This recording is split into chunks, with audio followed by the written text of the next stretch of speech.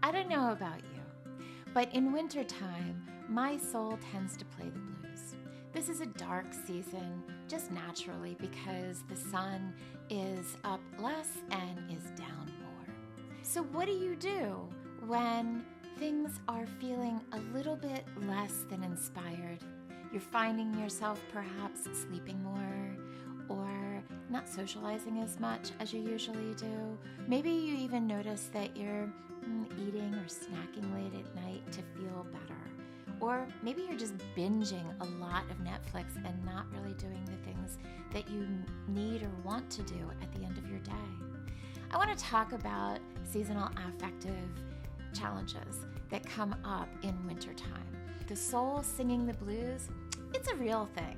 About 1.5% of people share that they get seasonal affective disorder symptoms down in sunny places like Florida. But that goes up to about 10% in less than sunny places like Alaska. So if you live anywhere in between those spaces and you find yourself that you slip into the winter blues at this time of year, I hope you'll watch and hopefully get a couple great ideas for being able to take care of yourself and support your body and your mind during a season that is just doing its thing. It doesn't mean to be pulling you down, and if it does, well, you have the means to be able to lift yourself back up. Hi, my name's Karen, and I am the director and founder of AHA Studio for Integrated Therapies, a counseling and psychotherapy practice in Pennsylvania. And today I want to talk a little bit about seasonal affective disorder. It's gone through a lot of different iterations, but really what I spoke of are the signs. When you are finding yourself particularly lethargic, and it's a little unusual, particularly if it happens every season, perhaps right after the holiday season and before spring really arrives.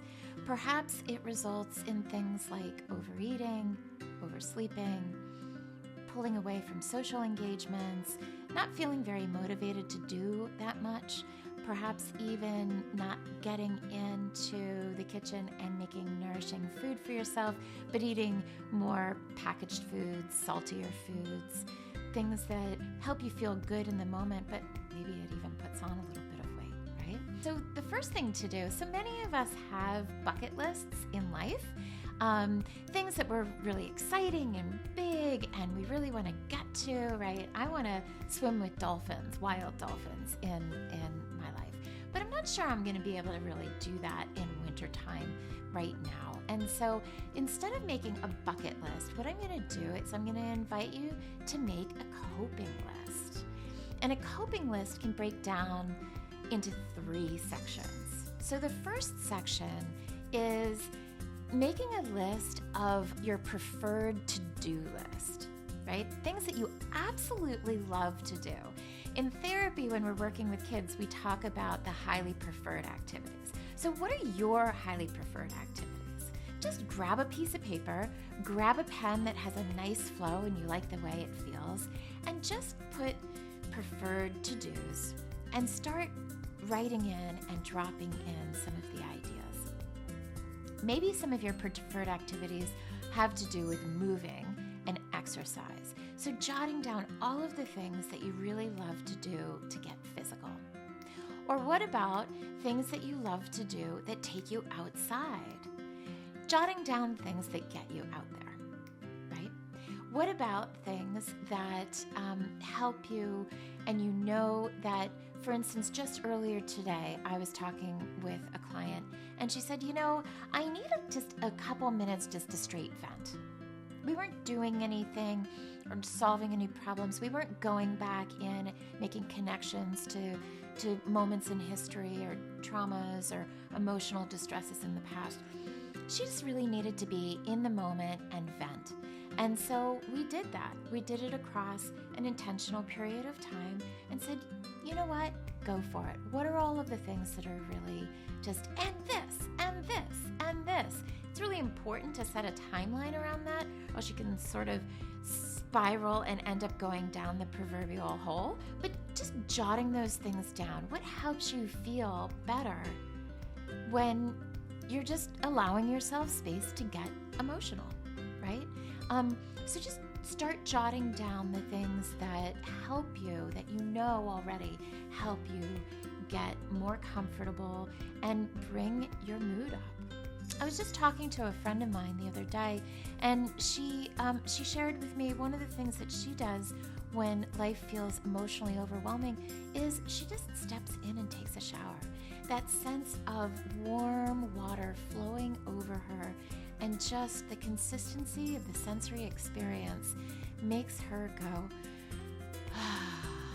and when we can stop and take that deep, long, sustained exhale, that is the beginning of recuperating the inhale, recuperating the energy that vitalizes our life, right? So jotting down what your to-do list is. And if you want some ideas, I'm going to drop a document down below. You can click through and download it, and it's like a jump-off start. So it'll just provide a couple ideas for you. All right, so that's number one, is to create your preferred to-do list. So number two is make a list of what's important to you. So this part of the coping list is actually about your values. What makes life feel comfortable to you? For me, one of my high values is a really comfortable, nourishing environment around me. So that means no overhead lights, no loud sounds, and a lot of soft, comfortable things in wintertime. Silk, cashmere, cotton, merino wool, things that make me go, and keep me very, very warm. So what are the values that you have? It might be around your environment. It might be around how much time you spend in social space versus in personal, quiet space. What are the values? What do you value? It might be your faith or spirituality. So getting those things down, because then what that does is once you have those values and what's most important to you, then you can look at each one of those and see, are there any things in that list that then could inspire add-ons to your coping to-do list? So the third one is to add to your coping list is a cascade and a list of the things that you dream of coming up in the year ahead. So what are goals or things that you want to be able to manifest in springtime, or that you're looking forward to in summer? Or even things that you're already looking forward to and beginning to prepare for come the fall. Maybe you're planning to go off to college and starting to think about what you're going to need, and those things can end up being added to your preferred to-do list. So the three things, your highly preferred to-do list, and you get as many of those down. And then second, the list of things that you value. And third, the things that you dream of manifesting in the future. And from list number 2 and list number 3, you can go and you can pull those things over into that preferred to-do list. So just a simple invitation to take really deep care of yourself. Then, once you have that list, I suggest writing it in your absolutely best handwriting, if you have really good handwriting, or if you have handwriting like mine, maybe jumping on and creating a really nice visual on Canva perhaps, or even in a Word document, and then print it out or write it out and post it someplace that when you're really feeling that sense of internal blues, you can go to your list and you can say, what can I do for the next 15 minutes? Set all of the work or school to-dos aside and give yourself a 15-minute preferred to-do task to do. And with that, I hope that this brings you inspiration. And if it does, then I am on the mission that I'm here to do, which is to help create a happier, healthier, and kinder world. See you next time. Bye.